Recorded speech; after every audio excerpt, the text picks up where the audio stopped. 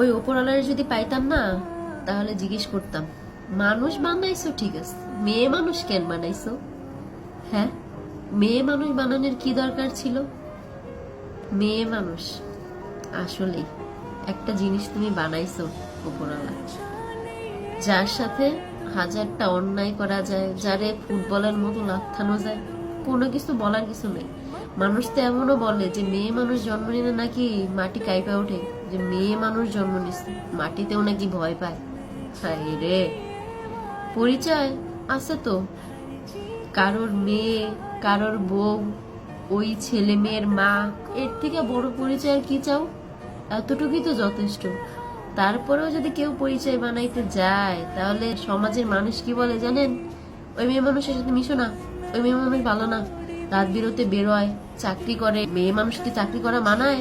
নিজের পরিচয় করব, মেয়ে মানুষের পরিচয় তো একটাই, হে হইলো কারো বউ, কারো মা। এর থেকে বড় পরিচয় মেয়ে মানুষের হইতে পারে? বিয়ের পরে বাবার বাড়িতে যাবেন, তারপরেও কি হবে জানেন? শ্বশুর শাশুড়ি জামাইয়ের অনুমতি লাগবে। যদি তারা অনুমতি দেয় তাহলে যাইতে পারবেন, না হলে যাইতে পারবেন না। তারপরে ধরেন কান্না করবেন, পারবেন কান্না করবেন, তাতে কোনো সমস্যা নাই। বালিশে মুখ গুজে কান্না করবেন, সংসারের সমস্ত কাজ করবেন, কান্না করতে পারেন, সমস্যা নেই। কিন্তু এই যে মুখটা আছে না, মুখে সব সময় মধুর মধুর কথা বলবেন, আর একটা সুন্দর হাসি রাখবেন, চোখের জল যেন কেউ দেখতে না পারে। নিরিবিলি যে কান্না করবেন সেই সুযোগটাও নাই। এতটাই মেয়ে মানুষকে ভালোবাসে ভগবান যে নিরিবিলি কান্না করার মতো সুযোগটাও সে দেয় নাই।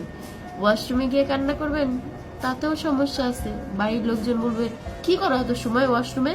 বাড়ির কাম কাজ ফালাই ওয়াশরুমে গিয়ে বসে থাকো। সব সময় মনে রাখতে হবে তুমি কি, তুমি হচ্ছে একজন মেয়ে মানুষ। এটাই তোমার সব থেকে বড় পরিচয়।